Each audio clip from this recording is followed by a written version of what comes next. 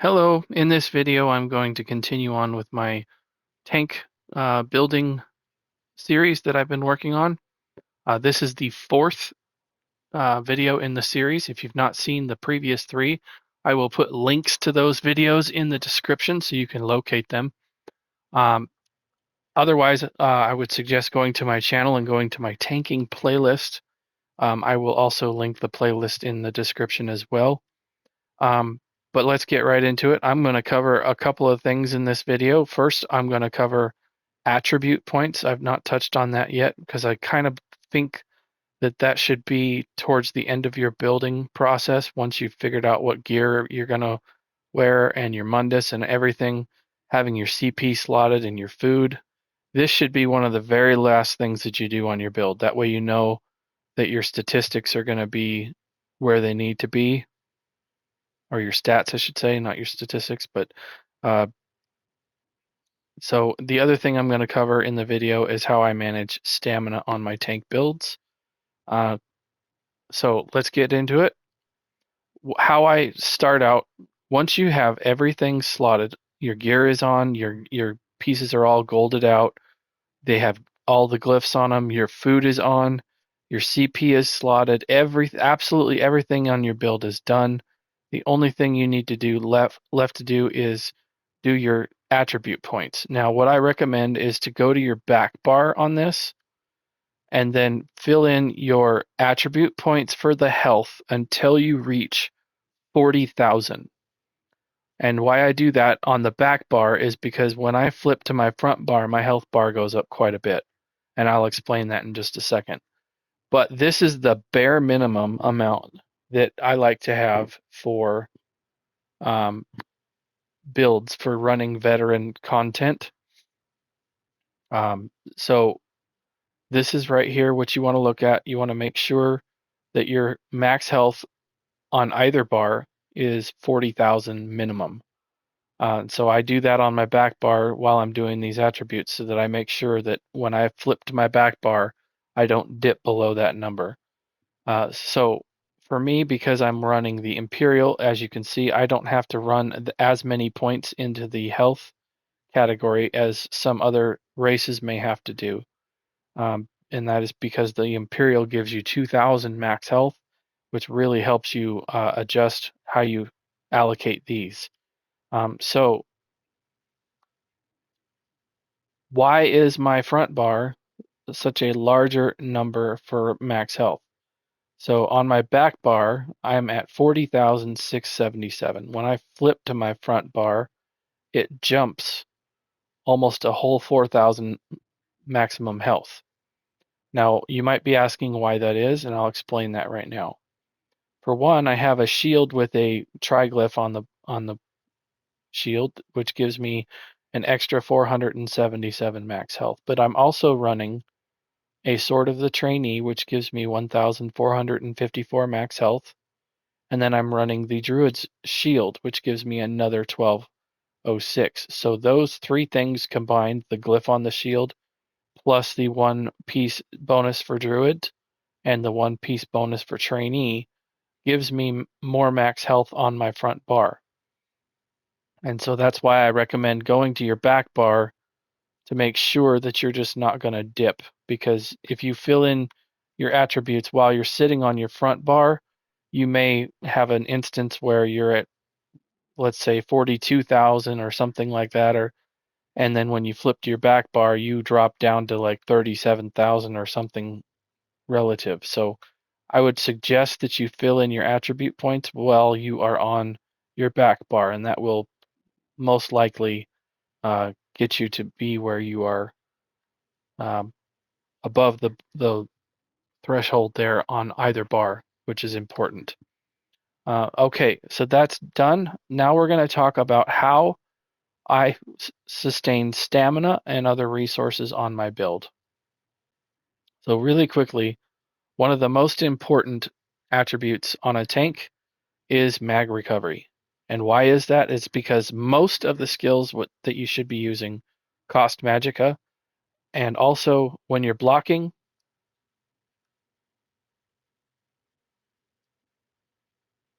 This does not go to 0. However, stamina recovery does. So the reason why we build into mag recovery is because the skills that we use, such as Major Resolve, a shield, Wall of Elements, Chain In, a shield here, they all, and also most heals cost Magicka. So that is why we want to stack into Magicka, because those are going to be ways that you help stay alive. So that's one thing that I do on here that's a little bit different, is pretty much everything on my build. And that's the other reason why I use the Magicka reduction glyphs, is because it makes those skills cost less. And I've done a comparison on those. I have a video on my channel as well. It's in the playlist, so check that out if you're interested. When you make these cost much less, then that eases up on the strain of using them as well. Couple of things really quickly on how I sustain Magicka. The chains, the Leashing soul, and I have a scribing video for tanking skills as well to explain this, but I'll just briefly cover this. Because this costs Magicka, and it can restore 600 stamina every time you cast it, you can use this even in boss fights to regenerate stamina. It's not going to give you as much back as some of the other resources, but you can maintain a major cowardice buff on a boss while obtaining some stamina back periodically. On my back bar glyph, I have an absorb stamina. Oh, that's still a crusher. I need to fix that. I can show you other ones. There's the restore stamina glyph here. So when you lay down your wall of elements, instead of it stripping armor with the crusher, which is not needed anymore with this setup, again, I've done a video on that as well. Check out the playlist. It's why I call out the end of infused crusher. But when you use an absorb stamina glyph, it will restore you stamina in the amount of 461, just as you see there. So that's another method you can use. However, one of the very most common ones that I use on here is the Ingenious Shield skill. And the skill in it of itself does not return stamina. However, if you go into the Earthen Heart skill line and come down to the Helping Hands passive, whenever you cast an Earthen Heart ability with a cost, you restore stamina. Now, this effect cannot activate when using a stamina casting ability and must cost more than the restored value. So this right here is how I sustain stamina. You can sit here and hold block and just hit the shield, and it will give you stamina back. So a couple of things to make sure that you have on your build. This is where I'm at, just unbuffed. And then when I pop my potion, you can see I get up and over 2,300 recoveries. Now this is because I have major intellect going. If you obtain minor intellect from some source, that's going to go up even further. And so that is why it's important to run the Atronach and Divine's Gear as much as you can, along with keeping your Tripot Potion active. When your skills cost low, you can keep this sustained. So another top reason that people run out of stamina on tank builds is this skill right here, the shield throw. When you use this as the standard taunt, heal, and major maim, This costs a ton of stamina. And when you have to taunt several different things, you're going to run out of stamina very quickly. Now, when you use this, as I do with a frost damage glyph on the top, it converts it to a Magicka cost. And as you can see, that's a very, very low cost, and it gives me a pretty good heal as well. And so this is very easy to hit. It doesn't cost very much at all. I can sit here and constantly heal myself. And as you can see, my Magicka bar can sustain this fairly easily because of where my recoveries are at. And that's even without popping my potion and activating that. So that's a very core piece of how I run my tank builds. I run a different shield throw than most people. Now, the other thing is this Runic Sunder Taunt here only costs 1281 on my tank build. And so the reason I do that is because I have a lot of benefits from this skill, an absolute ton. I would urge you to go and watch my Runic Sunder Taunt build, or excuse me, video. This does, I think, 7 or 8 different things just with one button press. I have done an extensive video on that as well. But if you take a look at, for example, the amount of stamina that the Helping Hands passive from the Earthen Heart skill line gives you, it gives you 1120 stamina back. Okay? This only costs 1281, so I can just about sustain the entire taunt with just proccing this. So I can convert my Magicka into stamina and almost entirely cover the taunt cost on its own just from this. So keep that in mind. That's a way you can keep your Magicka up and your stamina fulfilled by not using this as a standard shield throw, using Ingenious Shield on your bar, keeping your tripod potion up. Another very important aspect of Magicka recovery is make sure that you have barrier slotted on your front bar. The reason why this is so optimal is because it will proc the Magicka Aid passive. You want to make sure you work on your Alliance War skill lines. Anytime you have a double XP event or anything like that, make sure you go and work on your Alliance War skill lines. This right here boosts your recovery 10% by just slotting barrier on your front bar. Even if you never use it, that is a heck of a resource to have on your front bar. One more thing that I'm going to cover that I didn't really call out at the beginning of the video, why I use defensive stance on my bar and why I don't have revealing flare. Major protection is a powerful buff.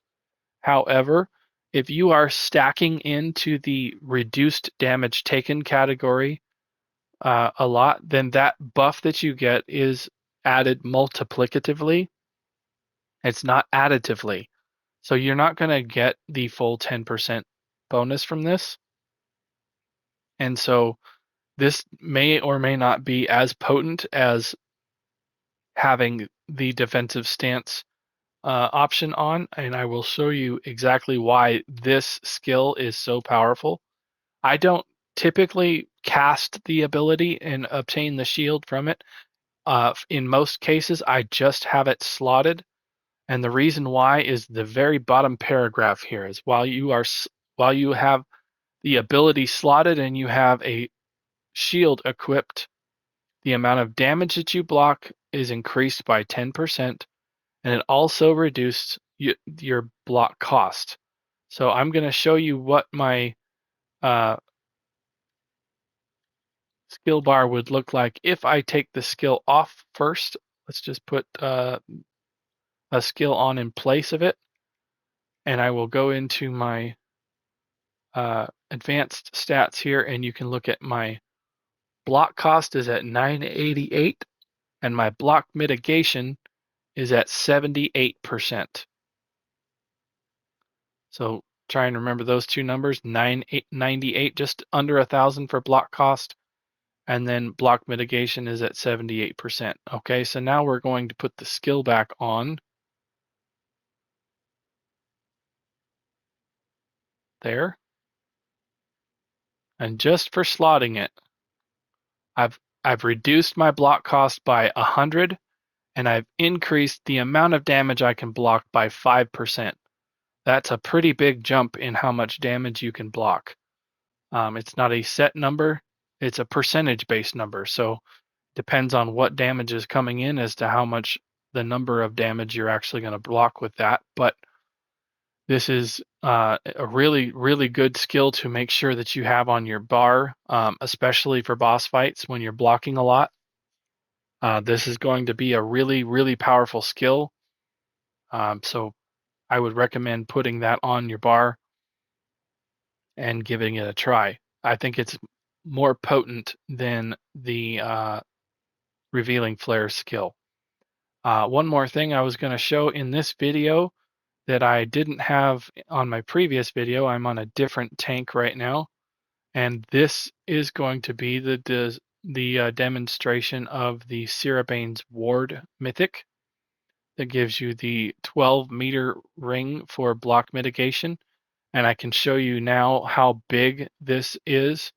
When you hold block, you can see the ring appear, how big the 12-meter ring is. Anybody that's standing in this aura will receive 30% block mitigation, and their health recovery goes up by 950. So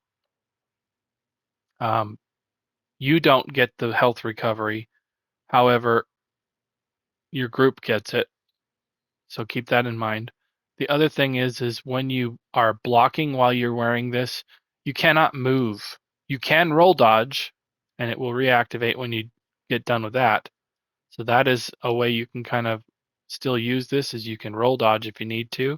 And then as you can see, I'll just pop my shield here, and you can see my stamina regenerate while I'm blocking. And that's how you can regenerate that. You're just going to want to make sure you're careful with the roll dodge implementation, because dodge roll does cost quite a bit.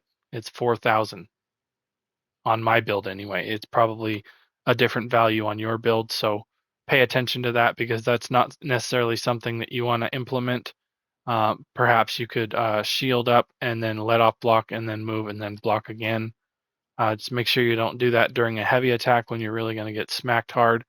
But that's one thing that I wanted to cover.